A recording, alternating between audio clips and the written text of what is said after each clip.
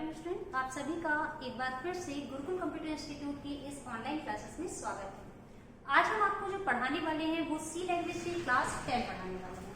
इसमें जो आप टॉपिक पढ़ेंगे वो टॉपिक क्या है? कांस्टेंट। इसके प्रीवियसली में हमने आपको पढ़ाया था कीवर्ड्स क्या होते हैं, डेटा टाइप किसे कहते हैं, वेरिएबल क्या होते हैं, ये सभी टॉपिक आप ऑलरेडी पढ़ चुके हैं।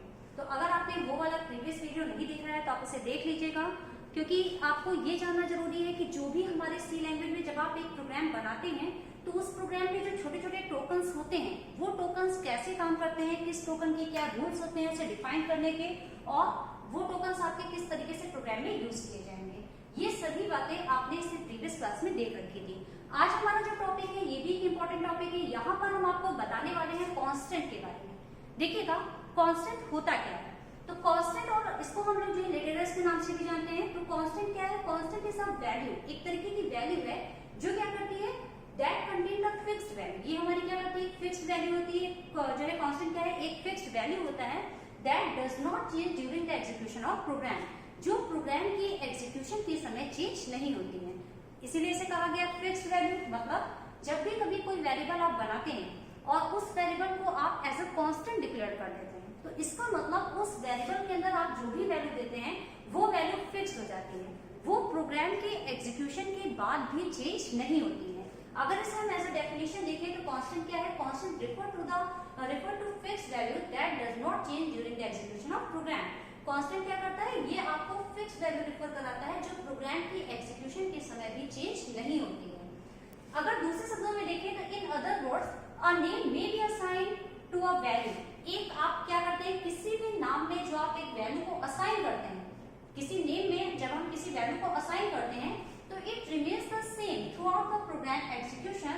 The value of name is a constant. यानी जब भी कभी आप किसी भी नेम के अंदर कोई वैल्यू असाइन करेंगे और वो आपका प्रोग्राम के एग्जीक्यूशन के समय भी जो है, यानी प्रोग्राम के एग्जीक्यूशन के बाद भी सेम आपको वैल्यू जो है रिटर्न कराता है, तो वही हमारा क्या कहलाता है? कांस्टेंट कहलाता है। जैसे फॉर एग्जांपल में मान लीजिए आपको एक कांस्टेंट वेरिएबल डिक्लेयर करना है। अब मान लीजिए हमने एक वेरिएबल ले लिया पाई, ठीक है, और पाई नाम का वेरिएबल हमने क्या किया, पाई में एक वैल्यू असाइन कर दिया 3.14।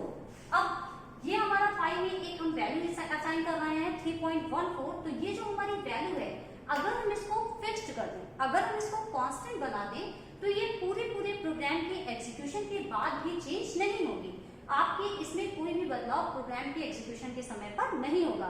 इसी को क्या कहा जाता है? इसी वैल्यू को हम बोलते हैं कांस्टेंट। क्लियर हुआ? ठीक है। तो एग्जाम में अक्सर करके पूछा भी जाता है कि कांस्टेंट क्या है, तो याद रखिएगा कांस्टेंट इज अ वैल्यू, एक ऐसी value that does not change during the execution of program. यानी एक ऐसी वैल्यू होती है जो आपके प्रोग्राम के एग्जीक्यूशन के समय चेंज नहीं होती है। कभी कभी एग्जाम में इस तरीके से पूछा जाता है जो फिक्स्ड वैल्यू होती है वो क्या है? तो फिक्स्ड वैल्यू का मतलब जिसको हम प्रोग्राम में फिक्स्ड कर दें, जो आपके प्रोग्राम के एग्जीक्यूशन के बाद चेंज ना हो, उसे भी हम कांस्टेंट के नाम से जानते हैं। वो हमारा क्या कहलाता है? कांस्टेंट कहलाता है। अब आगे बात कर लेते हैं टाइप्स ऑफ कांस्टेंट। जब हम बात करेंगे टाइप्स ऑफ कांस्टेंट की, तो कांस्टेंट के कौन कौन से टाइप होते हैं? देखिएगा कांस्टेंट के अगर हम टाइप के बारे में बात करें तो आपने प्रीवियस के लेक्चरों में अगर कभी पढ़ा हो तो आपने देखा होगा कहीं पर कुछ लोग बताते हैं 2 टाइप के कांस्टेंट होते हैं, कहीं पर आपको देखने को मिलेगा 4 टाइप के कांस्टेंट होते हैं, कहीं पर आपको देखने को मिलेगा 3 टाइप के कांस्टेंट होते हैं। तो कांस्टेंट को अगर हम कैटेगराइज करके डिवाइड करें तो कांस्टेंट हमारे 4 टाइप के हो जाएंगे। लेकिन अगर नॉर्मली आप देखें तो कांस्टेंट होते कितने प्रकार के हैं? 3 प्रकार के होते हैं। एक हमारा होता है जिसे हम कहते हैं न्यूमेरिक कांस्टेंट, ठीक है, न्यूमेरिक कांस्टेंट। दूसरा होता है जिसको कहा जाता है कैरेक्टर कांस्टेंट। तीसरा होता है जिसको कहते हैं string constant. Numeric constant, character constant और स्ट्रिंग कांस्टेंट। अब यहाँ पर न्यूमेरिक कांस्टेंट है क्या, यानी न्यूमेरिक कांस्टेंट किसे कहते हैं? तो न्यूमेरिक कांस्टेंट जो होते हैं इनको अगर क्लासिफाइड किया जाए तो न्यूमेरिक कांस्टेंट होते हैं 4 टाइप के, ठीक है। जैसे अगर हमने कहा कि जो आपके पास में न्यूमेरिक कांस्टेंट हैं, ये न्यूमेरिक कांस्टेंट कितने प्रकार के होते हैं? 4 टाइप के होते हैं न्यूमेरिक कांस्टेंट। अब न्यूमेरिक कांस्टेंट 4 टाइप के होते हैं, मींस एक जो कांस्टेंट होता है इसको हम लोग बोलते हैं इंटीजर कांस्टेंट। इंटीजर कांस्टेंट के अलावा आता है रियल कांस्टेंट, या फिर इसको हम लोग फ्लोटिंग पॉइंट कांस्टेंट के नाम से जानते हैं। क्या बोलते हैं? Floating point constant. Floating point, थोड़ा सा यहाँ लिख देते हैं, फ्लोटिंग पॉइंट कांस्टेंट, ठीक है। इसके अलावा कांस्टेंट जो होता है उसे कहते हैं हेक्स कांस्टेंट, हेक्सा कांस्टेंट जो आपका होता है हेक्स कांस्टेंट, और ऑक्टल कांस्टेंट, ऑक्टल कांस्टेंट। यानी न्यूमेरिक कांस्टेंट को अगर हम डिवाइड करें तो न्यूमेरिक कांस्टेंट जो होता है वो कितने प्रकार का होता है, 4 टाइप का होता है। कौन कौन सा होता है, इंटीजर कांस्टेंट और फ्लोटिंग कांस्टेंट और हेक्स कांस्टेंट, इसके अलावा ऑक्टल कांस्टेंट।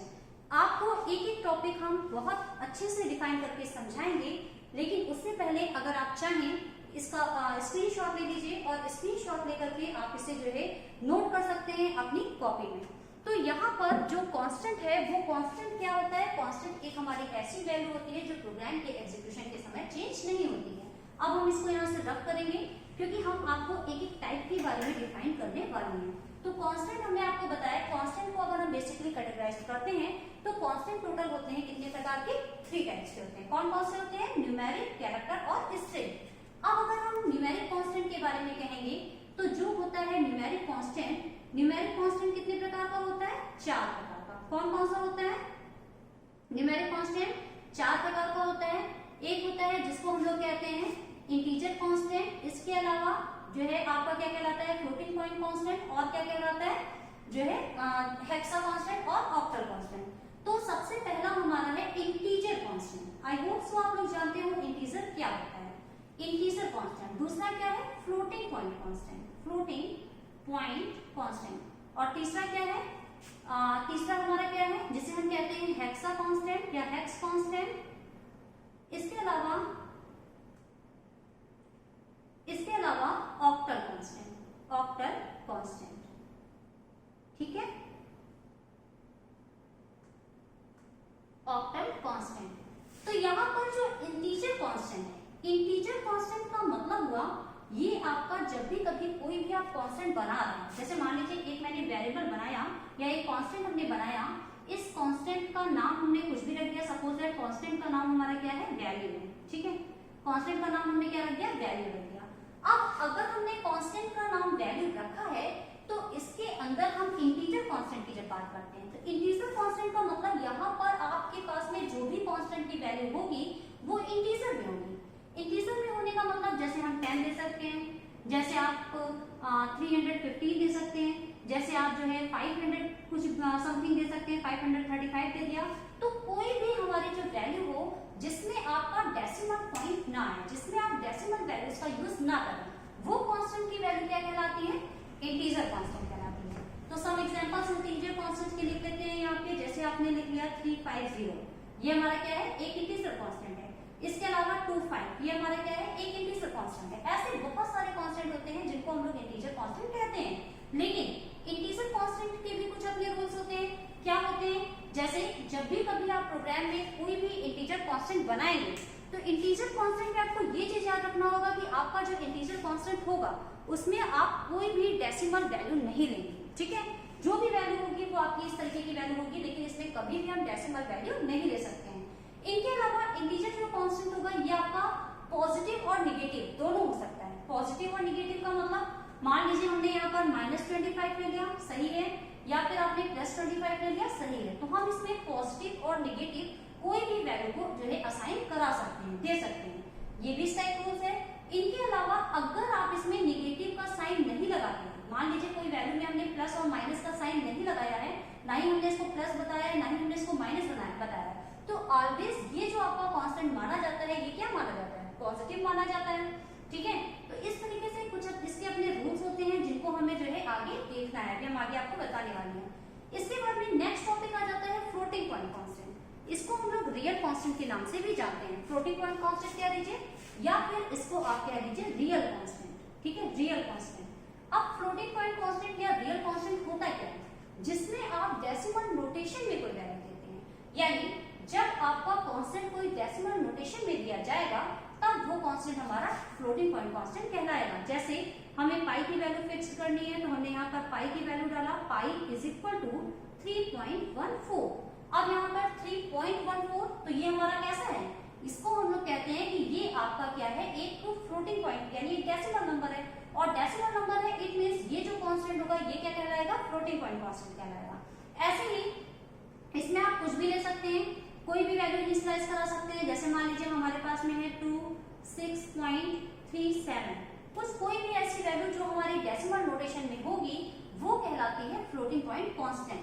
इंटीजर कांस्टेंट जो होता है इसकी जो रेंज होती है, रेंज हमने आपको डेटा टाइप के साथ बता रखी है कि इंटीजर की रेंज कितनी होती है, फ्लोट की रेंज कितनी होती है, कैरेक्टर की रेंज कितनी होती है, सारी रेंजेस ऑलरेडी आपने देख रखी है। इंटीजर की रेंज में आपको बताया गया था -32,768 से लेकर के जो है प्लस में 32,767 तक इंटीजर की रेंज होती है। तो जो इंटीजर की रेंज होती है यानी 16 बिट की हुई, वही आपका इस पूरे इंटीजर कांस्टेंट की भी रेंज हुई। सेम एज अगर हम फ्लोटिंग की रेंज की बात करें तो 10 की पावर -38 से लेकर के 10 की पावर 38, ये क्या था, फ्लोटिंग की रेंज थी। तो यहाँ पर भी आपका जो कांस्टेंट होगा उसकी रेंज क्या है, 10 की पावर 38 से लेकर के 10 की पावर -38। तो इस 10 की पावर -38 से लेकर के 10 की पावर 38, तो ये हमारा क्या था, फ्लोटिंग पॉइंट कांस्टेंट। इसके बाद में नेक्स्ट आ जाता है हेक्स कांस्टेंट या इसे हम हेक्सा कांस्टेंट कहते हैं। हेक्सा आप सभी लोग जानते हैं, हेक्साडेसिमल में क्या आता है, जैसे जब हम लोग बात करते हैं इंटीजर की, तो इंटीजर में आपके पास में जो भी नंबर्स आते हैं वो क्या आते हैं, 0 से लेकर के 9 तक का, 0 1 2 3 4 5 6 7 8 9, ये सभी हमारे इंटीजर कांस्टेंट। यहाँ कोई भी नंबर है तो वो आपका 0 से 9 के बीच में ही है। और फ्लोटिंग पॉइंट की बात करते हैं तो यहाँ पर हमारे पास डेसिमल नोटेशन आ जाता है, लेकिन हेक्सा में आपके पास में जो है क्या क्या आता है, हेक्सा आपका 0 से लेकर के f तक आ जाता है। अब 0 से f का मतलब हो गया कि पहले तो हमारे पास में इसमें कौन कौन से नंबर आएंगे, 0 है, 1 है, फिर 2 है, 3 4 5 6 7 8 9, लेकिन 9 के बाद में जहां पर आपको 10 का यूज करना होता है वहां पे 10 ना यूज करके इसकी जगह यूज किया जाता है a, और 11 की जगह b, 12 की जगह c, 13 की जगह d, 14 की जगह e और 15 की जगह f। टोटल आपके पास में 0 से 15 यानी 16 डिजिट का हेक्साडेसिमल जाते हैं। तो इस तरीके से इसमें ये नंबर्स आते हैं। तो जब भी कभी आपको कोई भी कांस्टेंट डिक्लेयर करना हो हेक्सा में, तो हेक्सा में कांस्टेंट को डिक्लेयर करने के लिए जो है हेक्स कांस्टेंट का यूज किया जाता है। कोई भी हेक्सा कांस्टेंट आपके पास में हो सकता है, जैसे हमने 5d ले लिया, ये भी एक हेक्सा कांस्टेंट है। फिर इसके बाद में आते हैं ऑक्टल कांस्टेंट। ऑक्टल कांस्टेंट जिसकी रेंज 0 से लेकर के 7 के बीच में होती है, ये आपका 0 to 7 के बीच में आ जाता है। और 0 से 7 के बीच में कोई भी अगर आप हेक्सा ऑक्टल कांस्टेंट बनाना चाह रहे हैं तो फिर ये आपका जो है ऑक्टल कांस्टेंट कहलाता है। तो ये सभी जितने भी टाइप यहाँ पर आपने देखे, इन सभी को हम न्यूमेरिक कांस्टेंट के अंतर्गत रख सकते हैं। ठीक है, तो ये सभी आपके क्या है, न्यूमेरिक कांस्टेंट है। इसके बाद में अगला देखेंगे कैरेक्टर कांस्टेंट क्या है। नेक्स्ट आ जाते हैं कैरेक्टर कांस्टेंट में।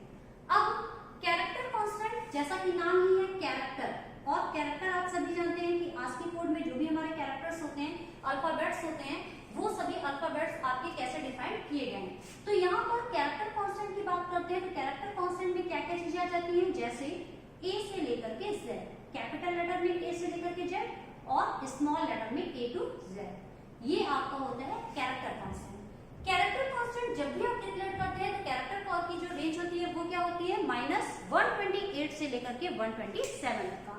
कैरेक्टर कांस्टेंट जो आप डिक्लेयर करते हैं, हमेशा याद रखिए जब भी कभी हम कैरेक्टर कांस्टेंट डिक्लेयर करते हैं तो वो सिंगल कोटेशन मार्क के साथ में डिक्लेयर करते हैं।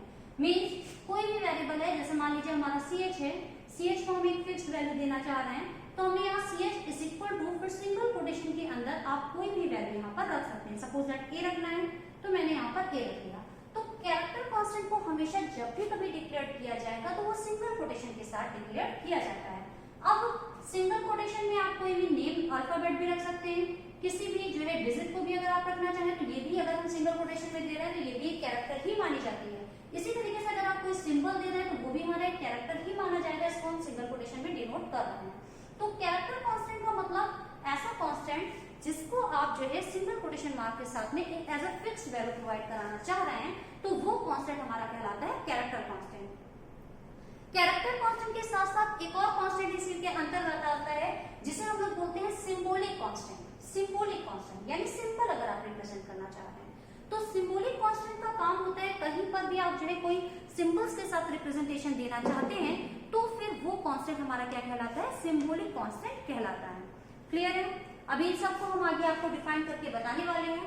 आगे बढ़ते हैं। नेक्स्ट हमारा जो कांस्टेंट आता है इसको बोला जाता है स्ट्रिंग कांस्टेंट। नेक्स्ट क्या है? स्ट्रिंग। अब यहाँ पर स्ट्रिंग है क्या, पहले तो ये जानना जरूरी है कि व्हाट इज स्ट्रिंग, आखिर है क्या स्ट्रिंग। तो जब हम बात करते हैं स्ट्रिंग की, तो स्ट्रिंग का मतलब होता है group of characters.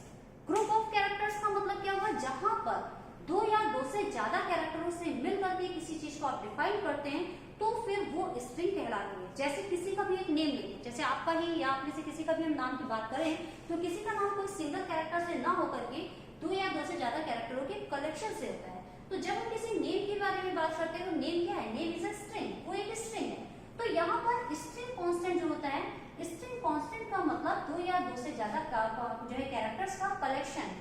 String constant जो होगा इसको ऑलवेज डिक्लेयर किया जाता है डबल कोटेशन मार्क से, यानी हमें डबल कोटेशन मार्क लगाना होगा और इस जगह हम कोई भी वैल्यू दे सकते हैं। सपोज दैट आपको देना हो, यहाँ पे कुछ भी वैल्यू देना हो, मान लीजिए हम यहाँ पर लिखना चाह रहे हैं टैक्स रेट, हमने यहाँ पर लिख दिया टैक्स रेट। अब ये जो हमने टैक्स रेट लिखा है ये हमारा क्या है? एक स्ट्रिंग कांस्टेंट है। स्ट्रिंग कांस्टेंट है कैसे कि इसको हमने डिनोट किससे किया है? डबल कोटेशन मार्क से किया है, और ये हमारा क्या है? दो या दो से ज्यादा कैरेक्टर्स का कॉम्बिनेशन है। तो स्ट्रिंग कांस्टेंट आपका इसका काम क्या होता है? ये कभी भी कोई भी आपको स्ट्रिंग डिक्लेयर करनी होती है तो उसके लिए स्ट्रिंग कांस्टेंट का यूज किया जाता है। ठीक है, कई जगह पर कई लोग बताते हैं कि जो कांस्टेंट होते हैं वो दो प्रकार के होते हैं। एक होता है न्यूमेरिक कांस्टेंट और दूसरा बताते हैं कि वो आपका क्या होता है? स्ट्रिंग कांस्टेंट होता है। तो जो न्यूमेरिक कांस्टेंट होता है, न्यूमेरिक कांस्टेंट में वो वही चार टाइप आ जाते हैं, इंटीजर है, कैरेक्टर है, फ्लोट है, ऑक्टल है।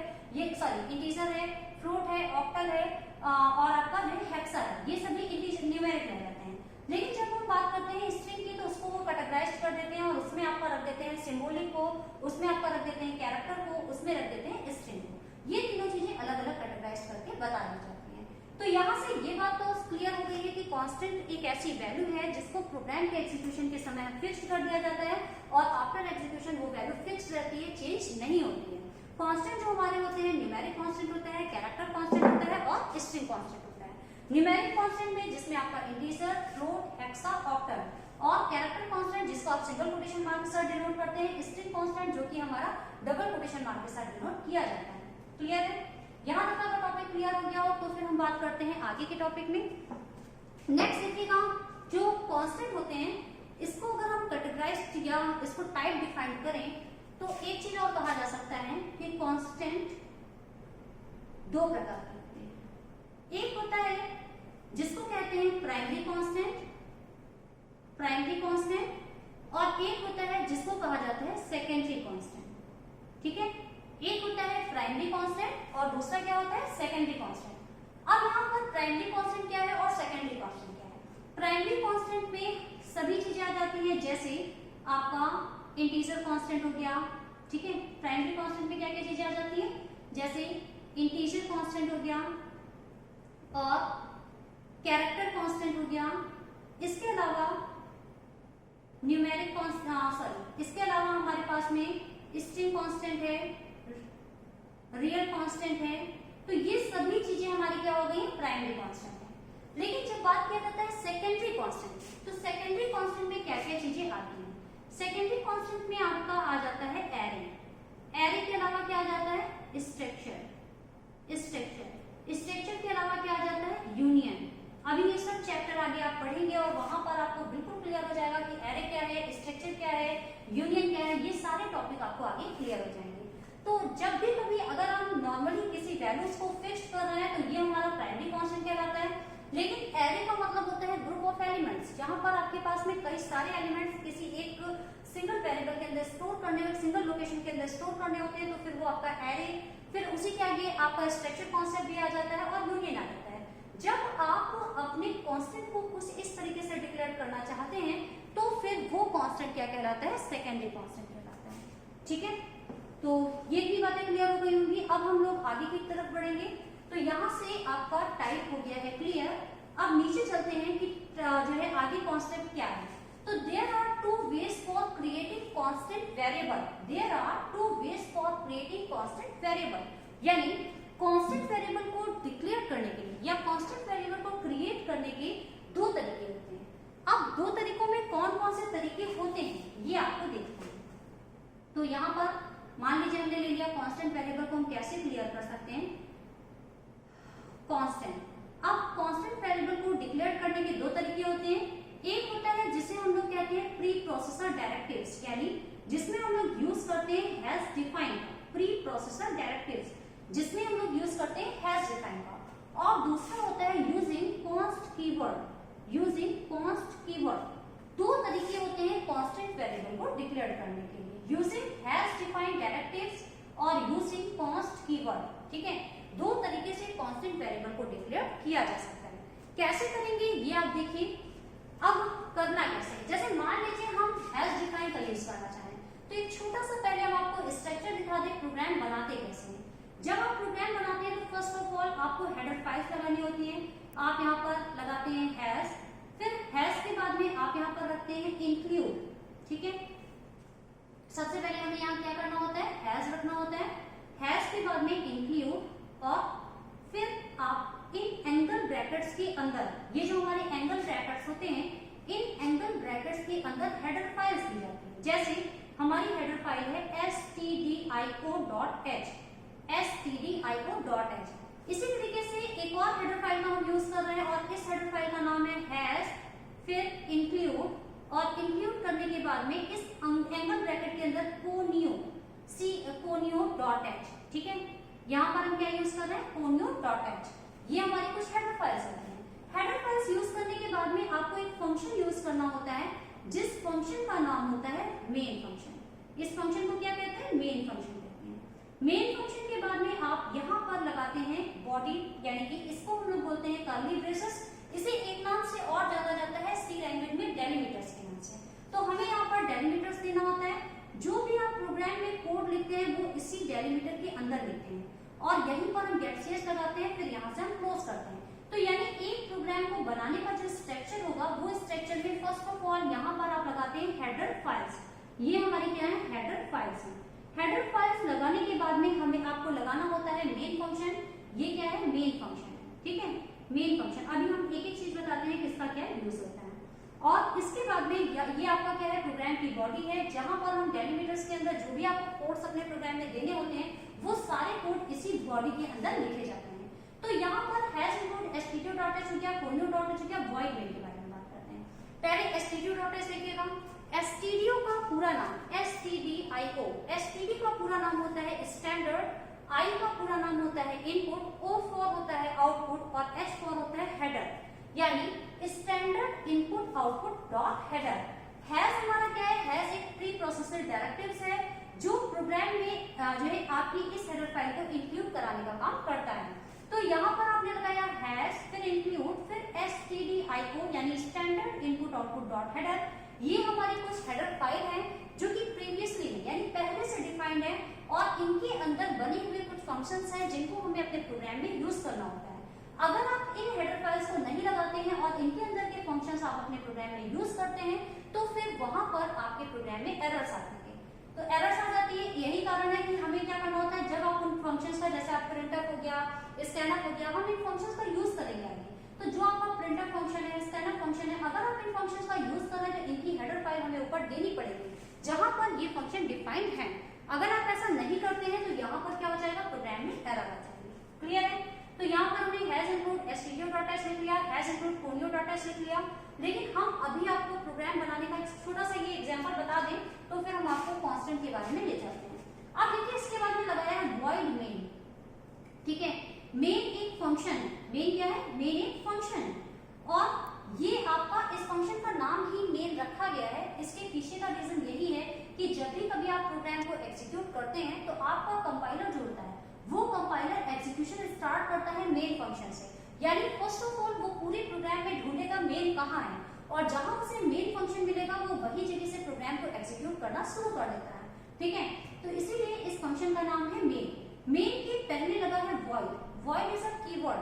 void क्या है, एक कीवर्ड है। कीवर्ड इससे प्रीवियस में हम आपको बता चुके हैं, कुछ आपके सी लैंग्वेज में प्रीडिफाइंड वर्ड्स होते हैं या रिजर्व वर्ड्स होते हैं, उन्हीं रिजर्व वर्ड, उन्हीं प्रीडिफाइंड वर्ड्स को कीवर्ड्स के नाम से जाना जाता है।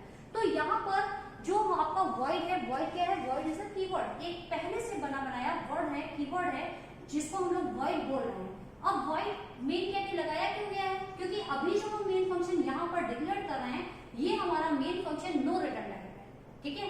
ये main function no return type है, ये आपका कोई भी वैल्यू को रिटर्न नहीं कर रहा है, इसलिए हमने इसके आगे लगाया है वॉइड। वॉइड का मतलब होता है नल, नल यानी कि नो वैल्यू, ये कोई भी वैल्यू रिटर्न नहीं कर रहा है, इसलिए यहाँ पर हमने वॉइड लगाया है। कई बार आप देखते हैं कि मेन के आगे वॉइड नहीं लगा रहता है, वहां पर लिखा रहता है इंट मेन। तो इंट मेन का मतलब फिर हमें अपने प्रोग्राम में रिटर्न स्टेटमेंट यूज करनी होती है जो आप कुछ ना कुछ वैल्यूज को रिटर्न कराती है। बट वॉइड मेन लगाने का मतलब ये क्या है, प्रोग्राम में कोई भी वैल्यू को भी रिटर्न नहीं कर रहा है। बाकी इसके बारे में बहुत अच्छे से अगर आपको जानना है तो आप आगे की क्लासेस देखिएगा, जब आपको फंक्शन पढ़ाया जाएगा तो वहां पर ये टॉपिक आपको समझ में आएगा कि इंट मेन और वॉइड मेन में क्या डिफरेंसेस होता है, या इंट मेन प्रोग्राम में क्यों लगाते हैं, वॉइड मेन प्रोग्राम में क्यों लगाते हैं, ये सभी बातें आप आगे के लेक्चर्स में देखेंगे। तो जब आप प्रोग्राम को एग्जीक्यूट करना शुरू करते हैं तो फर्स्ट ऑफ ऑल आपका जो कंपाइलर होता है वो मेन के पास जाएगा, मेन के पास उसे एंगल ब्रैकेट्स मिलेंगे, ये हमारा। अच्छा, एक चीज और आपने देखा कि मेन के बाद में यहाँ पर लगा हुआ है पैरेंथेसिस, इसको हम पैरेंथेसिस बोलते हैं। ये ओपनिंग ब्रेसेस है और ये क्लोजिंग ब्रेसेस है, ओपनिंग एंड क्लोजिंग पैरेंथेसिस है। ये opening and closing parenthesis compiler को बताने का काम करता है कि main is a function. Main यहाँ पर क्या है, एक फंक्शन है, नॉट अ वेरिएबल। ये हमारा क्या है, एक फंक्शन है। तो फंक्शन को डिक्लेयर करने के लिए हमेशा पैरेंथेसिस लगाते हैं। आपने एक्सेल पढ़ा होगा, एक्सेल में फंक्शंस पढ़े होंगे, और फंक्शंस में आपने देखा होगा कोई भी फंक्शन आप यूज करते हैं, चाहे वो आपका सम फंक्शन हो, प्रोडक्ट फंक्शन हो, या आपका एवरेज फंक्शन हो, काउंट हो, मैक्स हो, मिन हो, कोई भी फंक्शन आप यूज करते हैं तो आप उसके बाद में पैरेंथेसिस लगाते हैं। तो पैरेंथेसिस बताने का काम करता है कि आप जिस भी चीज को यूज कर रहे हैं वो एक फंक्शन है, ठीक है। तो यहाँ पर मेन हमारा एक फंक्शन है। इसके बाद में जब आप नीचे आते हैं यहाँ पर, तो यहाँ से हमारे प्रोग्राम के कोड्स स्टार्ट होते हैं। अब प्रोग्राम के कोड्स आपके इस जगह से स्टार्ट हो रहे हैं, यानी आप जो भी कुछ यहाँ पर देंगे, मान लीजिए यहाँ पर हमने दे रखा हुआ ऐसे करके प्रिंटर फंक्शन लगा रखा हुआ, यहाँ हमने लगा रखा है प्रिंटर, और प्रिंटर के अंदर हमने एक वर्ड प्रिंट किया है हेलो, हम हेलो को प्रिंट करना चाह रहे हैं। तो इतना करने के बाद में हमें यहाँ पर लगाना होता है सेमीकोलन। ये छोटा सा स्ट्रक्चर है प्रोग्राम का, यानी प्रोग्राम का स्ट्रक्चर हम इस तरीके से डिफाइन कर सकते हैं। लेकिन जब हम बात करते हैं, अब हम यहाँ पर जो आपको बताने जा रहे हैं वो हैश डिफाइन के बारे में बताने जा रहे हैं कि हैश डिफाइन होता क्या है। तो देखिएगा, ये बात अगर आपको क्लियर हो गई तो नीचे /cs लगा के हम अपने प्रोग्राम को क्लोज कर देते हैं। तो अब देखिएगा हैश डिफाइन का यूज करके प्रोग्राम को हम कैसे बनाएंगे, यानी कांस्टेंट वेरिएबल को कैसे डिक्लेयर करते हैं। कांस्टेंट वेरिएबल को डिक्लेयर करने के लिए हैश डिफाइन जो आपको देना होगा, ये मेन फंक्शन के ऊपर देना होगा। यहाँ पर यहाँ हम लगाएंगे हैश डिफाइन। हैश डिफाइन देते कैसे हैं, आपको देना होता है, पहले लिखना होता है हैश डिफाइन, और हैश डिफाइन के बाद में जो भी आपका कांस्टेंट नेम है, यानी यहाँ पर आपको क्या रखना होता है, कांस्टेंट नेम, कांस्टेंट का नाम रखना होता है, और इसके बाद में आपको रखना होता है कांस्टेंट की वैल्यू, यानी कांस्टेंट वैल्यू यहाँ पर देनी होती है। इतना आपको जो है इस सिंटेक्स में करना होगा। तो जैसे हमने यहाँ पर हैश डिफाइन दे रखा है, हैश डिफाइन देने के बाद में हम कोई भी एक नाम ले लेंगे। मान लीजिए मैंने नाम ले लिया, कुछ भी ले लेते हैं, सपोज दैट हमने ले लिया पाई ही ले लेते हैं, पाई ले लिया, पाई, फिर पाई की वैल्यू हमने यहाँ पर डिफाइन कर दिया 3.14। अब कुछ बातें यहाँ पर आपको ध्यान रखना होगा, जैसे हमने यहाँ पर डिफाइन किया हैश डिफाइन, फिर पाई दिया है, पाई के बाद में 3.14। तो ये जो आपका हैश डिफाइन है, पाई है, 3.14 है, इसके बीच में आपको इक्वल का साइन नहीं लगाना होगा, ठीक है। कुछ रूल्स होते हैं हैश डिफाइन के द्वारा कांस्टेंट वेरिएबल को डिक्लेयर करने के, कि जैसे अभी तक आप देखते थे कोई भी वेरिएबल के अंदर वैल्यू असाइन करते थे, हम इक्वल के साइन साथ करते थे। लेकिन जब आप हैश डिफाइन का यूज करते हैं तो यहाँ पर आपको बीच में इक्वल का साइन नहीं लेना है, ठीक है। दूसरी बात क्या है, लास्ट में आपको सेमीकोलन नहीं लगाना है, यहाँ पर कभी भी आपको सेमीकोलन नहीं लगाना होगा। सेमीकोलन हमारा एंड ऑफ स्टेटमेंट बताता है, और एंड ऑफ स्टेटमेंट जैसे आपने देखा प्रिंटफ के बाद हेलो में हमने सेमीकोलन लगाया है, ये करेक्ट स्टेटमेंट है। लेकिन अगर आपने हैश डिफाइन पाई 3.14 दिया है तो ये हमारी एक रॉन्ग स्टेटमेंट हो जाएगी, यहाँ पर हमें सेमीकोलन नहीं देना होगा, ठीक है। तो इसी जगह से सेमीकोलन को क्या कर देंगे, रिमूव कर देंगे, यहाँ पर सेमीकोलन नहीं देंगे। अब इस जगह से आपकी जो पाई है, इस पाई की वैल्यू क्या हो गई है, फिक्स्ड हो गई है, फिक्स्ड हो गई। ये प्रोग्राम में आगे चल करके चेंज नहीं होगी। अगर आगे इसमें आप कोई चेंजेस करते हैं तो वो आपके प्रोग्राम में चेंज नहीं होगा।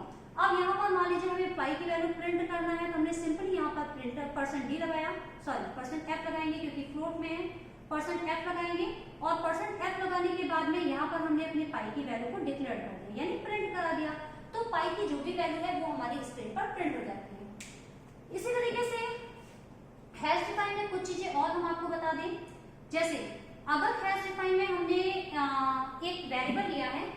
और इस वेरिएबल का नाम रखा है वैल्यू। ठीक है, वेरिएबल हमारा क्या है, वैल्यू। वैल्यू इज इक्वल नहीं लगेगा, वैल्यू। और वैल्यू के अंदर हमने एक नंबर दे दिया है, सपोज दैट 82 नंबर दे दिया है। ठीक, 82 दे दिया है। अब इसके बाद में जब हम अपना प्रोग्राम बनाते हैं तो प्रोग्राम में आगे चल करके हम कोई चेंजेस कर दे, नीचे हमने लिया इंट, और इंट के अंदर हमने एक और बार वैल्यू ले लिया है और वैल्यू इक्वल कर दिया है 69।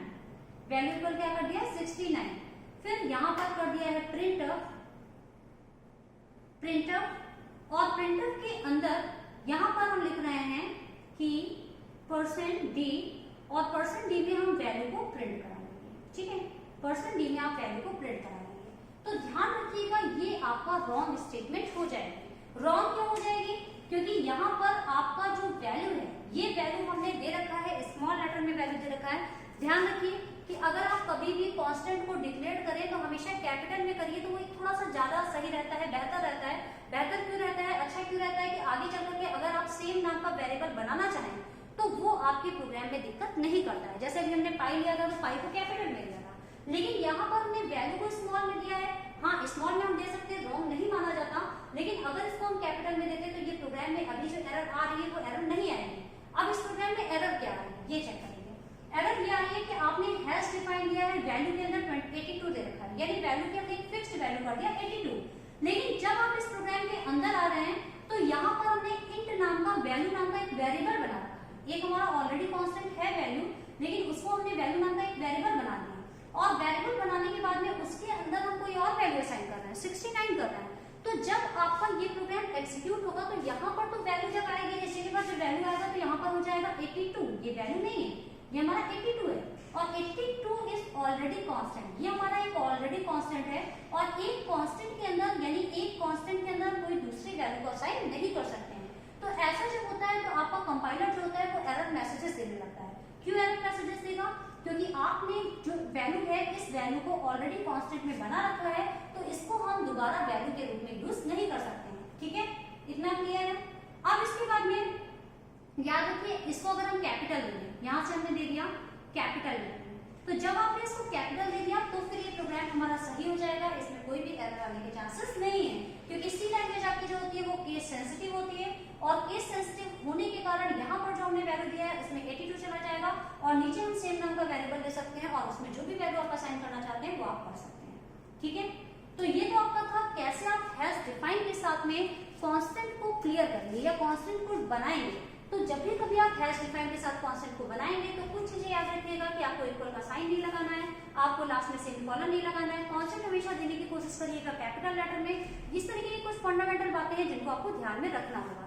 तो कांस्टेंट जब आपने एक कांस्टेंट डिक्लेयर कर दिया, आगे चल करके अगर हम इस वैल्यू के अंदर कोई भी चेंजेस करें, जैसे हमने आगे जाकर के वैल्यू इक्वल 5 कर दिया होता, तो ये आपका प्रोग्राम के एग्जीक्यूशन के समय भी आपका 5 जो है इसमें ऐड नहीं होगा। क्यों नहीं ऐड होगा, बिकॉज इसकी वैल्यू क्या है, फिक्स्ड है, सही है, फिक्स्ड है, और फिक्स्ड वैल्यू में कोई भी बदलाव आगे नहीं हो सकता है, तो वो आपका जो है फिक्स्ड हो जाती है वैल्यू, इसलिए वो हमारा क्या हो जाता है, कांस्टेंट वेरिएबल कहलाता है।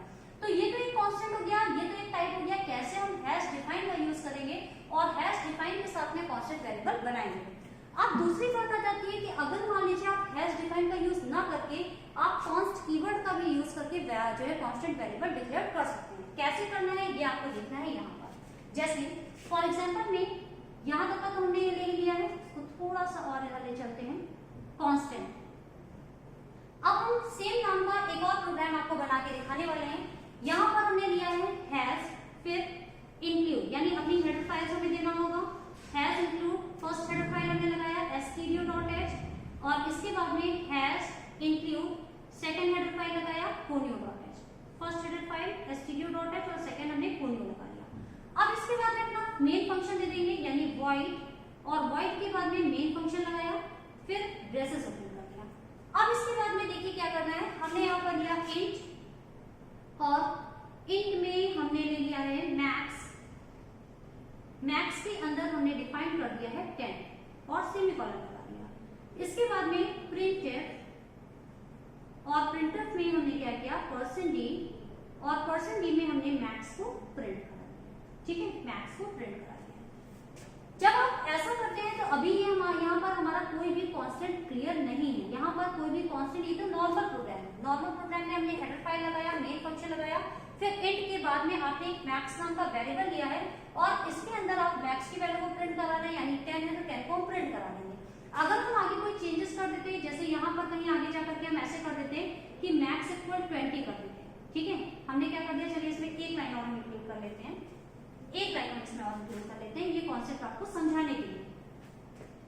अभी हमने यहाँ पे मैक्स इक्वल 10 दे रखा है, इसके नीचे वाली लाइन में गए, यहाँ पे मैक्स इक्वल 20 देगा और इसके बाद में यहाँ पर ले लेंगे प्रिंटफ, और प्रिंटफ में हमने %d किया और मैक्स की वैल्यू को प्रिंट करा दिया, max यानी मैक्स की वैल्यू को प्रिंट करा दिया। प्रिंट कराने के बाद में जब ये प्रोग्राम आपका एग्जीक्यूट होगा, जब ये प्रोग्राम आपका रन होगा, तो रन होने पर सबसे पहले जब आपका कंपाइलर सीधे सीधे मेन फंक्शन में आएगा, अब मेन फंक्शन में आने के बाद में इंट में आया, मैक्स में आया, मैक्स में 10 वैल्यू उसने असाइन कर दिया, ठीक है, मैक्स की वैल्यू इस जगह से 10 है, लेकिन जैसे ही वो नेक्स्ट स्टेटमेंट में गया, यहाँ पर उसे मिला मैक्स इक्वल 20, यानी 10 आपका रिप्लेस हो गया और 10 की जगह मैक्स में स्टोर हो गया 20, और जब आपने प्रिंट किया तो प्रिंट करने में आपको वो 10 नहीं दिखाएगा, 10 की जगह क्या दिखाएगा, 20 दिखाएगा। तो नॉर्मल केसेस में जब भी कभी आप प्रोग्राम बनाते हैं तो उसमें जो भी आप चेंजेस करते हैं वैल्यूज का, वो इस तरीके से चेंज हो जाती है। लेकिन अगर हम एक कांस्टेंट वेरिएबल बनाना चाहें और कांस्टेंट वेरिएबल में हम हैश डिफाइन का यूज नहीं करना चाह रहे हैं, हम दूसरे टाइप से कांस्टेंट वेरिएबल बनाना चाह रहे हैं, तो इसके लिए आपको यूज करना होगा एक कीवर्ड, जिस कीवर्ड का नाम है कॉन्स्ट कीवर्ड, ठीक है, कॉन्स्ट कीवर्ड होता है। तो ऑलरेडी आपको जो 32 कीवर्ड्स बताए थे उसमें आपने देखा होगा कॉन्स्ट भी एक हमारा कीवर्ड था, कॉन्स्ट है, वॉइड है, ये सभी आपके क्या थे, कीवर्ड्स थे। तो अब यहाँ पर हमने कॉन्स्ट लिया है, अब कॉन्स्ट कीवर्ड को दिया कैसे जाता है, जब आप कॉन्स्ट कीवर्ड का यूज करते हैं तो आपको इसका अगर हम सिंटेक्स लिखें तो सिंटेक्स में आपको करना क्या होता है, आपको यहाँ पर लिखना होगा कॉन्स्ट, कॉन्स्ट के बाद में यहाँ पर हो जाएगा कांस्टेंट नेम और इसके बाद में यहाँ पर हो जाएगा कांस्ट वैल्यू, यानी कांस्टेंट वैल्यू, ठीक है, कांस्टेंट वैल्यू और लास्ट में सेमीकोलन। जब आप कभी भी, एक सेकेंड, डेटा टाइप मिस हो गया, यहाँ पर हम कॉन्स्ट लिखेंगे और बीच में यहाँ पर हमारा हो जाएगा डेटा टाइप, और डेटा टाइप के बाद में कॉन्स्ट नेम हो जाएगा और वैल्यू हो जाएगा, यानी कांस्टेंट वेरिएबल को डिक्लेयर करने के लिए आपको कॉन्स्ट कीवर्ड लगाना होगा, डेटा टाइप बताना होगा, कॉन्स्ट का नेम देना होगा और कॉन्स्ट की वैल्यू देना होगा। जैसे अगर इस प्रोग्राम में हम चेंज करें तो ये हमारा डेटा टाइप हो गया, यानी इंटीजर टाइप की वैल्यू ले रहा है। अगर आप फ्लोट बनाना चाहते हैं तो यहाँ पर क्या कर देते हैं, फ्लोट। अगर हम इसको जो है डबल में देना चाहते हैं तो यहाँ पर हम डबल रख देते हैं, कैरेक्टर देना चाहते हैं तो यहाँ पर हम क्या देते हैं। तो जो भी डेटा टाइप यानी आप लेना चाहते हैं वो यहाँ पर डेटा टाइप डिफाइन कर दिया जाएगा। ये हमारा मैक्स है, मैक्स हमारा नेम हो गया, जो भी आप नाम लेना चाहते हैं, और ये हमारी वैल्यू हो गई जिसको हम इसमें असाइन करेंगे। लेकिन अगर इसे कांस्टेंट बनाना है तो कांस्टेंट बनाने के लिए इसके आगे हमें इंक्लूड करना होगा कॉन्स्ट कीवर्ड। तो देखिए ये हमारा कॉन्स्ट कीवर्ड हो गया, ये डेटा टाइप हो गया, ये कांस्टेंट का नेम हो गया और ये कांस्टेंट की वैल्यू हो गई, ठीक है।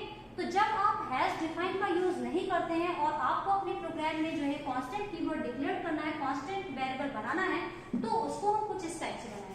कॉन्स्ट दिया, डेटा टाइप दिया, मैक्स लिया और मैक्स के अंदर 10 दिया। अब यहाँ पर हम वेरिएबल नेम कुछ भी ले सकते थे जो आपको यहाँ पर रखना हो, और डेटा टाइप भी अगर आप इंटीजर की जगह फ्लोट देना चाह रहे हो या कैरेक्टर देना चाह रहे हो या फिर आप डबल देना चाह रहे हो तो वो भी आप अपने हिसाब से चेंज कर सकते हैं।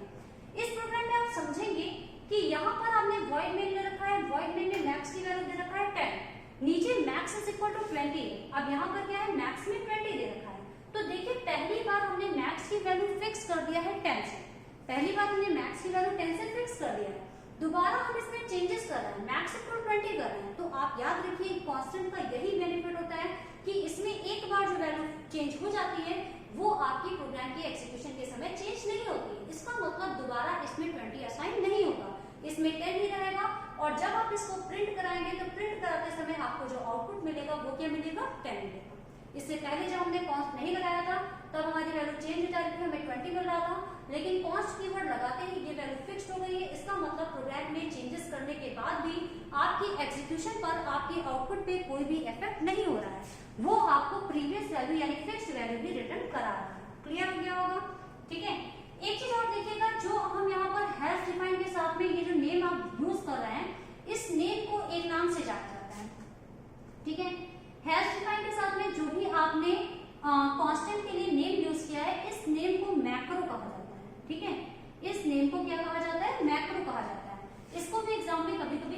जाता है, तो ये हमारा क्या है, एक मैक्रो है।